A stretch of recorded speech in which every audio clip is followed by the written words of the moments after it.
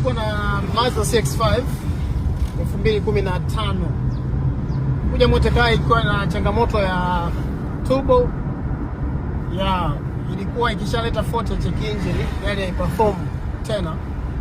Sasa mteja alikuwa anajua kwamba inabidi kufanya replacement ya turbo, lakini sisi tumecheza na umeme tu.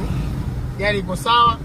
Sasa hivi tunaenda kuicommand sisi vile vitu vyetu. Si unajua tukishakaa kwenye gari zenye performance, adrenaline, testosterone vyote vinakuwa juu. Sasa nataka nikuache na neno moja.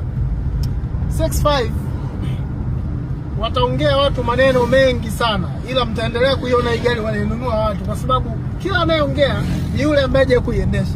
Ukiendesha tu ndo basi tena. Yaani sasa kuna magari ukisubutu tu kuendesha huwa utoki. Ukisubutu kuendesha Crown utoki. Ukisubutu kuendesha Mazda CX-5 utoki. Ndio maana utakuta kuna mtu, yani ugomvi wake ni nyinyi mnapoisema hiyo gari sio na nini. Sawa? Ukisubutu kuanza na Subaru utoki kabisa. Sasa hicho kitu ni mpaka mtu muhusika ambaye ameshakaa kwenye hizo gari. Sasa hii mimi na recommend kwa sababu hakuna changamoto yoyote ambayo Motekai tunaweza kushinda kusolve. Ya gari aina yoyote ile. Kwa hiyo wewe tafuta gari unayoipenda. Acha kusikiliza maneno ya watesi. Wale watu kusaidia chochote gereji. Ndio nataka nikwambie. Nunua gari unayoipenda, nunua gari ambayo unaweza kumudu kuihudumia.